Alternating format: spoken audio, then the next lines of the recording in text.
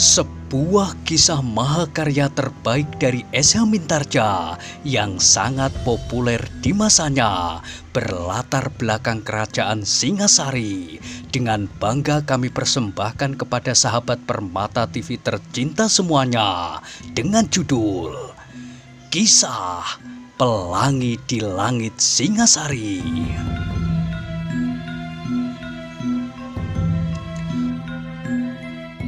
Pada kesempatan yang sangat baik ini, kita masuk pada episode yang ke-182. Selamat menikmati.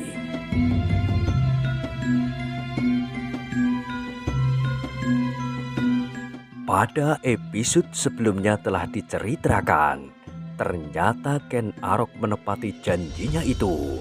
Ia menunggu beberapa orang yang sedang mandi setelah mereka membuat pogo bagi Kebu Ijo. Baru setelah semua orang berkumpul, maka Ken Arok menyuruh seorang prajurit yang paling jenaka di antara mereka untuk membuka acara makan bersama itu. Dengan gayanya yang khusus, prajurit itu berdiri dalam lingkaran dan dengan lucunya ia mengucapkan beberapa patah kata.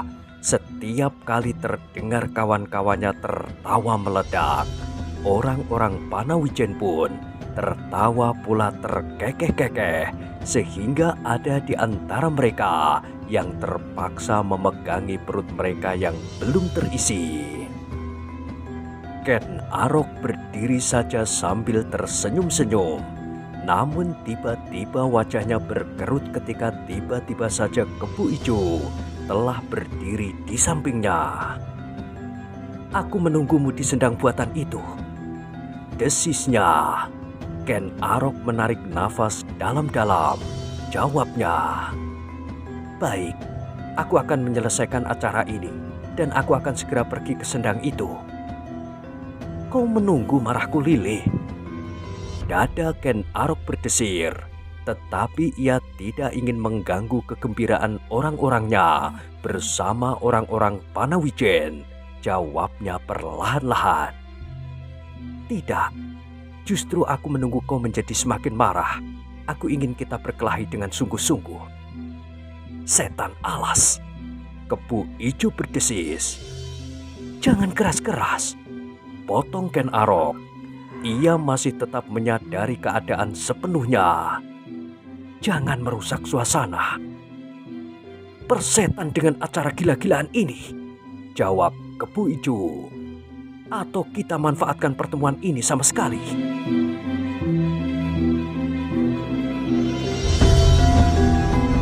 "Buat apa? Kita buat acara yang pasti paling meriah. Kita berkelahi di tengah-tengah arena ini." "Kau gila. Sudah aku katakan bahwa aku tidak mau memberi mereka contoh yang jelek.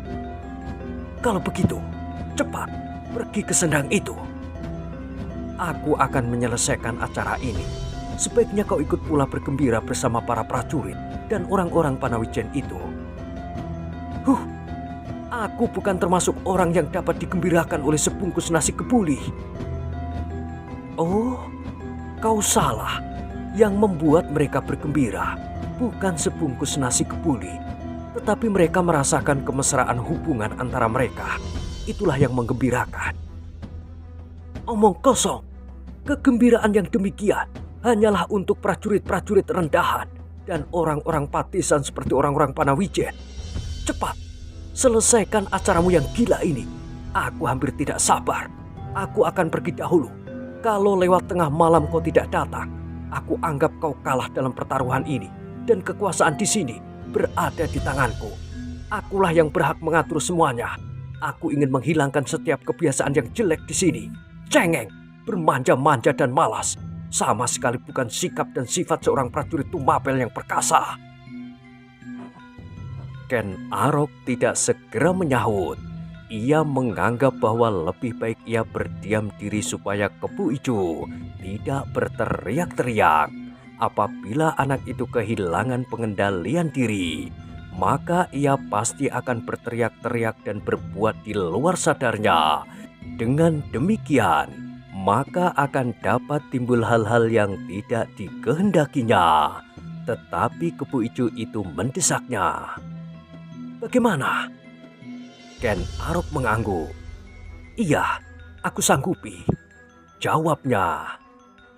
"Bagus," sahut Kebo Ijo. "Aku akan pergi saja dari tempat yang memuakkan ini. Biarlah mereka makan makanan yang belum pernah mereka makan. Tetapi bagiku makanan-makanan itu sama sekali tidak menimbulkan selera lagi. Aku akan berbaring saja di bilikku, lalu pergi ke sendang itu. Seleraku hari ini adalah berkelahi." "Baik," jawab Ken Arok. "Kita berjanji saja, tepat tengah malam." "Bagus." Kebo Ijo pun kemudian meninggalkan tempat yang riuh oleh suara gelak tertawa itu. Suara gelak tertawa yang baginya sangat mengganggu perasaannya. Ia ingin melihat para prajurit itu hormat kepadanya di segala tempat dan waktu.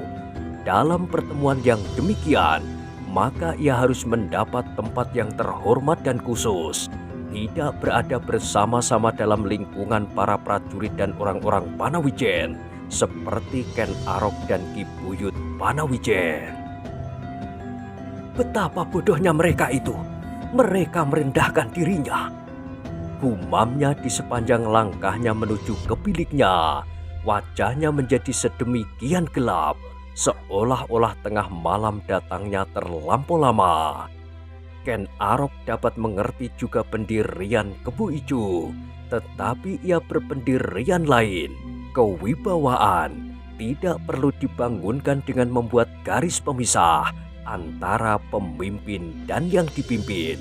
Setiap kali para pemimpin harus menunjukkan kelebihannya dalam keadaan yang wajar, memberi petunjuk-petunjuk dan contoh-contoh yang baik. Memang sekali-sekali perlu berbuat keras, tetapi dalam batas-batas kewajaran dan tidak berlebih-lebihan, apalagi sengaja dipamerkan berlandaskan kekuasaan.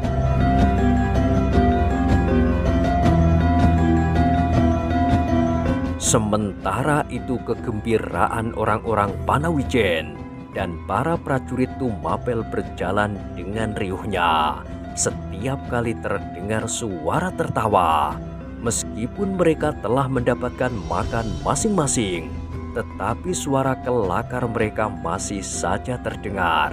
Orang-orang itu mulai mengelompokkan diri dalam lingkaran-lingkaran yang lebih kecil, dan di antara mereka mulai timbul permainan-permainan yang sangat lucu. Setiap kelompok mempunyai cara masing-masing untuk bergembira dan tertawa. Kalau mereka telah lelah, maka mereka akan berhenti dengan sendirinya, gumam Ken Arok. Maka dengan diam-diam ditinggalkannya tempat yang riuh itu. Ia ingin memenuhi janjinya terhadap Kebo Ijo. Karena itu maka dibenahinya pakaiannya. Mungkin ia harus berkelahi dengan sepenuh tenaganya. Ia belum tahu pasti kekuatan Kebo Ijo, tetapi ia dapat menduganya bahwa anak itu pasti sudah menjadi semakin maju. Sejenak ia singgah ke dalam gubuknya. Disuapinya mulutnya dengan beberapa potong makanan dan beberapa teguk minuman. Ia tahu dan menyadari bahwa ia sedang melakukan suatu permainan yang berbahaya, tetapi ia tidak mempunyai cara lain untuk menundukkan Kebo Ijo.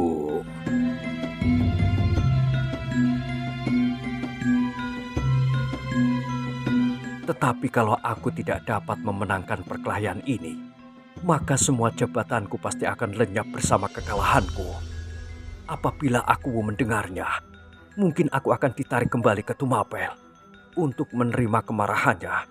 Bahkan mungkin aku akan dapat disingkirkan.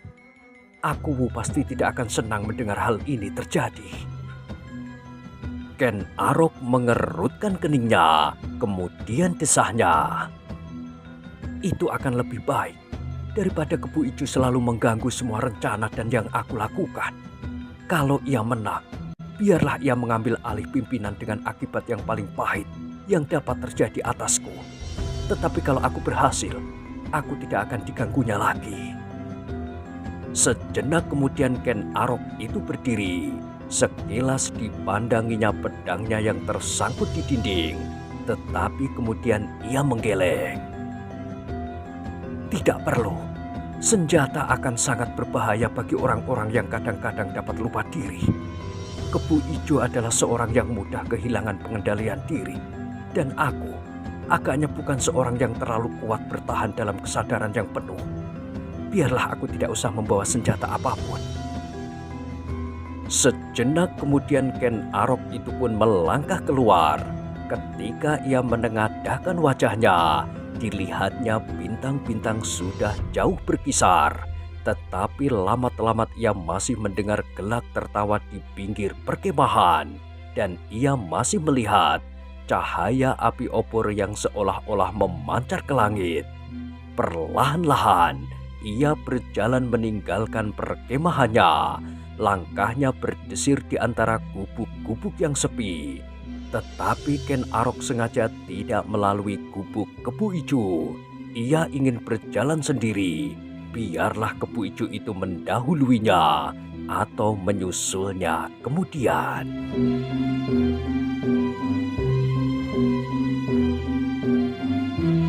Aku masih mempunyai waktu, desis Ken Arok. Masih belum tengah malam. Dalam kesepian padang rumput karautan, Ken Arok melangkah setapak demi setapak. Dipandangnya parit induk yang membujur di samping kakinya.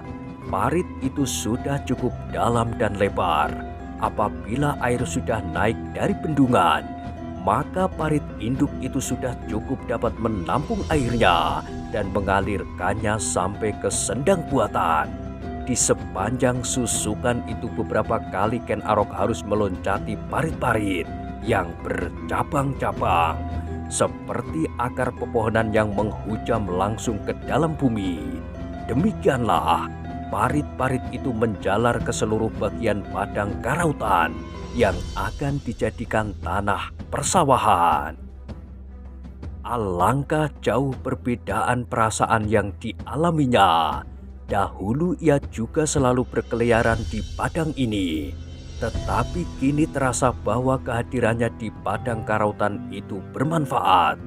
Tidak saja bagi dirinya sendiri, tetapi bagi banyak orang yang memerlukan tempat tinggalnya. Malam pun menjadi semakin malam. Ken Arok masih melangkah perlahan-lahan. Dilepaskannya pandangan matanya sejauh-jauh dapat dicapainya.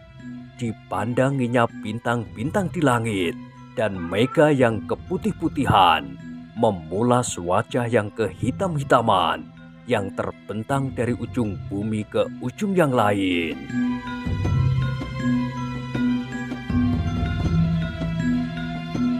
Sekali-sekali terasa desir yang halus terasa di dalam dada anak muda itu.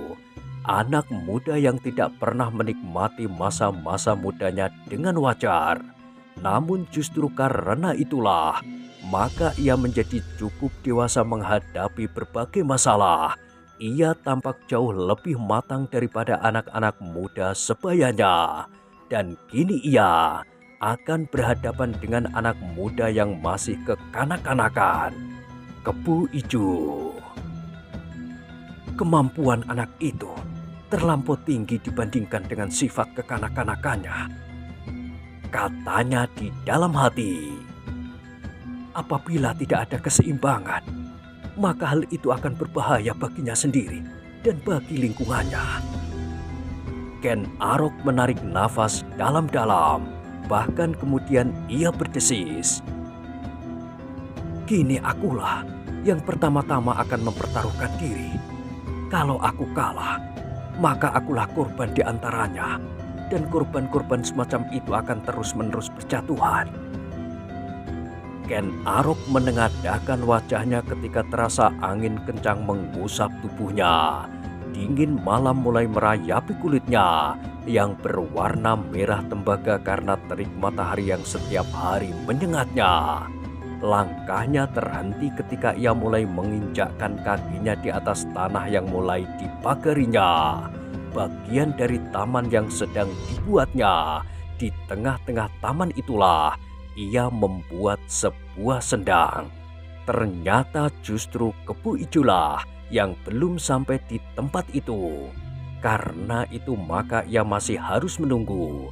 Diletakkannya tubuhnya di atas sebongkah batu yang masih belum dipasang. Tetapi ternyata ia tidak menunggu terlalu lama. Di dalam gelapnya malam ia melihat sesosok bayangan mendekati sendang itu. Belum lagi ia sempat menegurnya. Didengarnya bayangan itu telah memanggil namanya keras-keras. "Hei, Ken Arok, di mana sendang itu? Apakah kau sudah berada di sana?" Sengaja Ken Arok tidak segera menjawab. Ia menyadari bahwa dirinya berada di bawah lindungan pepohonan yang masih belum terlampau tinggi, sehingga tempatnya duduk pasti lebih gelap dibandingkan dengan tempat-tempat yang terbuka. "Ken Arok, hei, Ken Arok, apakah kau belum datang?" "Gila," desis Ken Arok di dalam hatinya. "Seandainya aku belum datang, siapakah yang harus menjawab?" Kemudian didengarnya Kebo Ijo itu menggerutu. "Setan alas, aku masih harus menunggu. Kalau ia tidak datang tengah malam, maka aku akan mengambil alih semua pimpinan, disetujui atau tidak disetujui oleh aku." Kebo Ijo terdiam sejenak. Dan bayangan yang lama-lama di dalam gelapnya malam itu menjadi semakin dekat. Dan sekali lagi terdengar Kebo Ijo itu bergumam. "Inilah agaknya taman dan sendang buatan itu." Anak muda itu kini berhenti melangkah. Sambil bertolak pinggang ia memandang berkeliling. Tetapi ternyata gelap malam telah mengganggunya. Ia berdesis. "Sampai kapan aku harus menunggu?" Tetapi tiba-tiba ia terlonjak. Selangkah ia mundur, namun jelas bagi Ken Arok bahwa anak itu benar-benar lincah dan tangguh.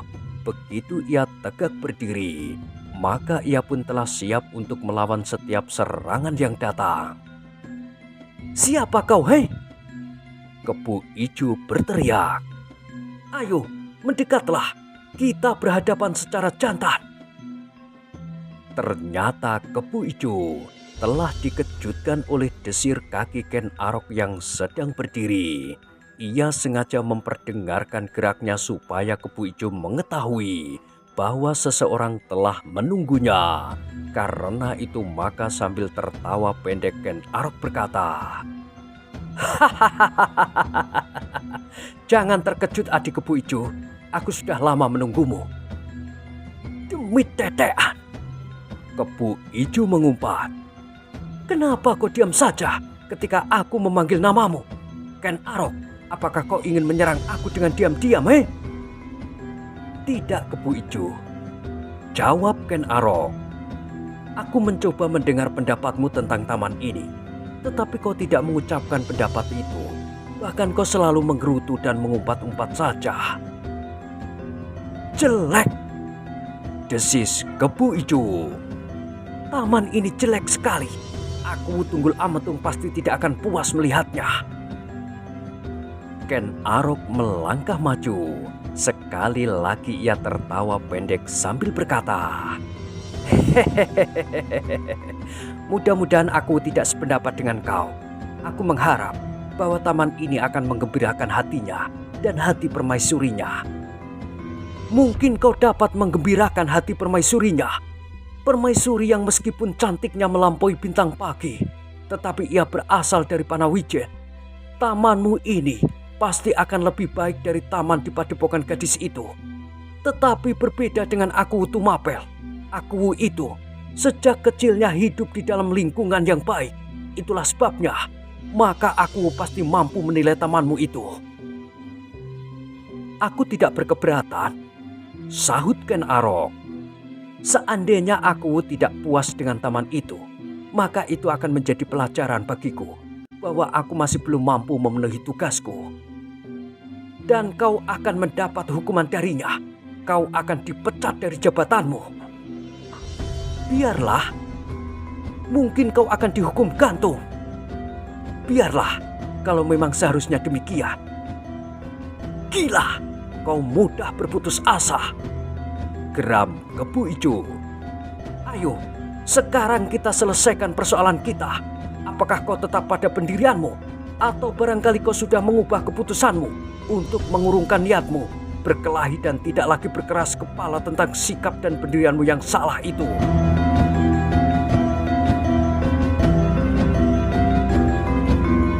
Ken Arok memandangi Kebo Ijo dengan tajamnya. Tetapi dalam kegelapan Kebo Ijo tidak dapat melihat sorot mata Ken Arok yang seolah-olah menyalakan api.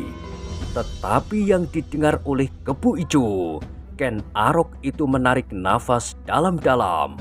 Anak muda itu masih mencoba untuk menahan gelora di dadanya. Meskipun penghinaan itu hampir tak tertahankan, namun ia masih tetap mengingat diri bahwa setiap perbuatannya pasti akan dilihat oleh segenap prajurit Tumapel di padang Karautan, orang-orang Panawijen, dan bahkan seluruh prajurit Tumapel dan aku Tunggul Ametung.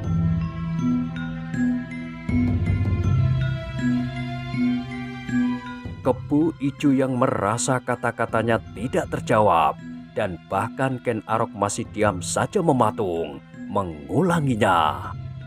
Hei, Ken Arok, bagaimanakah sikapmu sekarang? Apakah kau masih tetap ingin memaksakan caramu itu terhadapku? Kalau kau merasa bahwa perkelahian tidak akan menguntungkan kedudukanmu, maka kau masih mempunyai kesempatan untuk mengubah pendirianmu. Aku tidak bernafsu menggantikan kedudukanmu, tetapi dengan cara-cara yang pernah kau pergunakan itu harus kau tinggalkan. Kau harus memberi kesempatan kepadaku untuk berbuat menurut caraku atas prajurit-prajurit Tumapel di sini. Kebo Ijo, sahut Ken Arok perlahan-lahan. Sebenarnya persoalan yang kau katakan itu sudah tidak penting lagi bagimu. Aku tahu, tanpa soal atau ada soal, kau hanya ingin berkelahi. Kau hanya ingin menunjukkan kelebihanmu. Bohong! Sahut Kebo Ijo hampir berteriak. Kau yang akan mempergunakan kekerasan dan memaksaku. Itu hakku sebagai pimpinan di sini. Omong kosong. Baiklah, tidak ada jalan lain daripada berkelahi, berkata Ken Arok akhirnya. Marilah, apakah kau sudah siap? Oh, desis Kebo Ijo.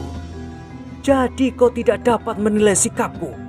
Apakah sikapmu ini sama sekali tidak meyakinkanmu bahwa aku sudah siap memukul tengkukmu? Mudah-mudahan tengkukmu tidak akan patah karenanya.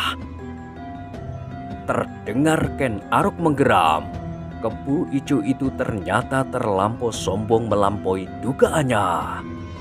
Ayo, berbuatlah sesuatu, bentak Kebo Ijo itu kemudian. Sekali lagi Ken Arok menggeram. Kini ia melangkah maju beberapa langkah sehingga jarak mereka menjadi lebih dekat. Ternyata kau memang bodoh, gumam Kebo Ijo.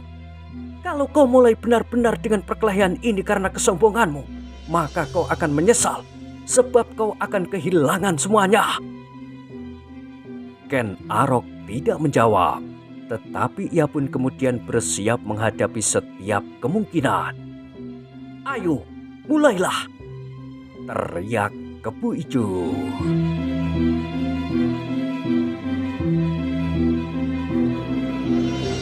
Ken Arok tidak bergerak.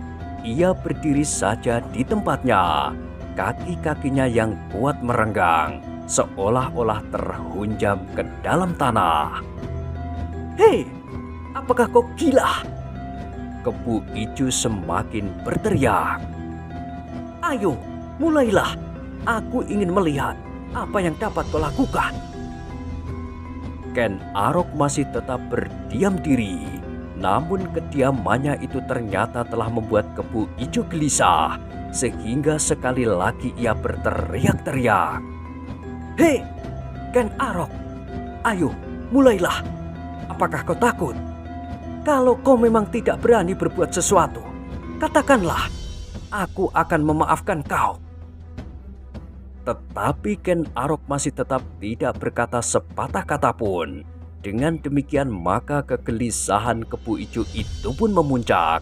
Ia tidak dapat mengendalikan dirinya lagi, sehingga kakinya beringsut setapak maju. Tiba-tiba Ken Arok pun memiringkan tubuhnya, lambat tetapi penuh keyakinan. Lututnya merendah. "Gila!" geram Kebo Ijo. Kini ia benar-benar tidak akan menunggu lagi. Sikap Ken Arok telah meyakinkannya. Meskipun sejenak ia menjadi heran melihat sikap itu. Sikap itu benar-benar meyakinkan. Bukan sikap seekor serigala liar tanpa pegangan. Sesaat kemudian terdengar gigi Kebo Ijo beradu. Ketika di kejauhan terdengar burung hantu memekik dengan nada suaranya yang berat, maka terdengar suara Kebo Ijo melengking. "Baiklah Ken Arok, kalau kau takut memulai, akulah yang akan memulainya." Sebelum gema suara itu lenyap, maka Kebo Ijo telah meloncat dengan tangkasnya seperti lidah api yang melenting di udara. Tetapi ternyata Ken Arok pun telah cukup siap menunggu serangan itu. Itulah sebabnya maka serangan yang pertama itu sama sekali tidak berbahaya bagi Ken Arok. Dengan lincahnya ia menarik tubuhnya ke sisi, merendah dan tangannya menyambar lambung. Namun Kebo Ijo sama sekali tidak terkejut melihat gerakan itu. Gerakan yang sederhana yang hampir selalu dijumpainya pada permulaan serangan. Dengan cepatnya ia menggeliat, berputar di udara, dan kemudian demikian ia menginjak tanah. Maka segera ia melenting dan menyambar lawannya dengan tumitnya. Demikianlah maka perkelahian itu menjadi semakin lama semakin cepat. Kebo Ijo yang marah itu menjadi semakin marah. Ia tidak menyangka bahwa gerakan-gerakan Ken Arok cukup cermat dan teratur. Tidak seperti yang disangkanya. Anak itu menurut pendengarannya tidak begitu memperhatikan ikatan-ikatan dan unsur-unsur gerak yang tersusun. "Mungkin ia menemukan bentuk dari seorang guru," desis Kebo Ijo di dalam hatinya. "Sepengetahuanku, Logawe, orang yang terdekat dengan Ken Arok, bukan seorang yang menekuni olah kanuragan seperti guruku." Tetapi ia harus menghadapi kenyataan. Ternyata Ken Arok tidak dapat dikalahkan semudah dugaannya. Meskipun anak muda itu seorang pelayan dalam, namun ia mempunyai cukup kemampuan untuk mengimbanginya. Tata gerak keduanya semakin lama menjadi semakin cepat. Kebo Ijo, murid Panji Bojong Santi, ternyata memiliki kecepatan gerak yang mengagumkan. Seperti seekor burung seri gunting ia meloncat dan menyambar-nyambar. Lincah, cepat, namun betapa tangannya seakan-akan menjadi seberat timah. Dada Ken Arok menjadi berdebaran. Ia melihat kecepatan gerak lawannya. Ternyata Kebo Ijo telah benar-benar mendapat banyak pengetahuan tentang tata gerak dalam olah kanuragan. Ken Arok sendiri tidak terlampau banyak mempelajari ilmu tata bela diri dengan teratur. Bahkan secara terperinci ia sendiri tidak dapat mengerti dari mana ia menemukan kekuatan yang dikagumi oleh orang lain. Kekuatan yang tidak ada pada kebanyakan orang. Dalam perkelahian dengan Kebo Ijo, Ken Arok harus berhati-hati. Ia tidak boleh kehilangan pengamatan diri. Ia harus tetap sadar dan menjaga jangan sampai terjadi bencana atas dirinya sendiri dan atas lawannya. Yang membuat Ken Arok cemas adalah kesadarannya bahwa ia tidak mampu untuk mengukur kekuatan sendiri secara teliti. Ia tidak dapat mengerti ukuran kekuatan-kekuatan yang dilontarkannya.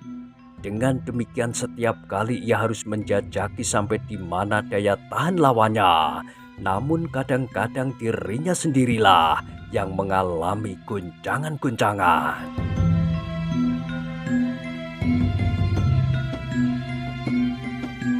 Terhadap Kebu Ijo, Ken Arok juga berusaha untuk mencari-cari keseimbangan. Ketika perkelahian itu berlangsung beberapa lama, maka ia segera meyakini bahwa ia memiliki beberapa kelebihan dari lawannya. Tetapi sampai di mana kekuatannya harus dilontarkan dalam perlawanan ini, masih harus dijajakinya. Karena itu setiap kali Ken Arok berusaha untuk membentur serangan Kebu Ijo, dengan sebagian dari tenaganya, ia berusaha untuk menemukan keseimbangan kekuatan. Tetapi kadang-kadang ia terlampau sedikit memberikan tenaganya, sehingga Ken Arok itu sendiri terlontar beberapa langkah surut, dan bahkan berusaha untuk menemukan keseimbangannya kembali.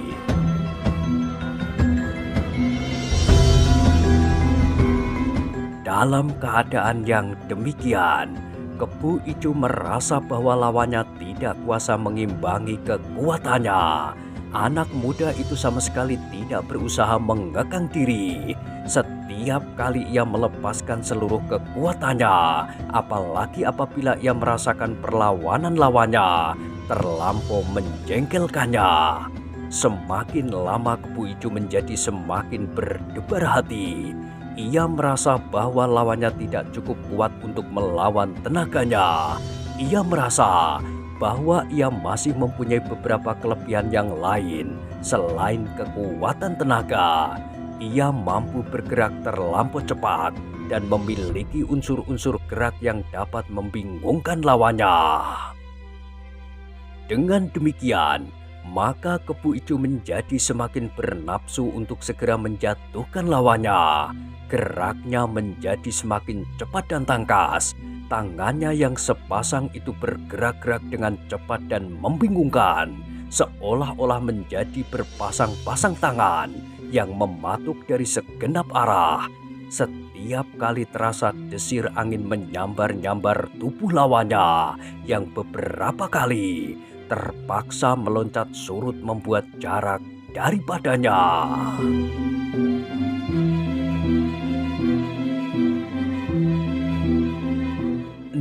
Nah, bagaimanakah kisah selanjutnya? Silakan ikuti terus kisah Pelangi di Langit Singasari pada episode berikutnya. Sampai jumpa.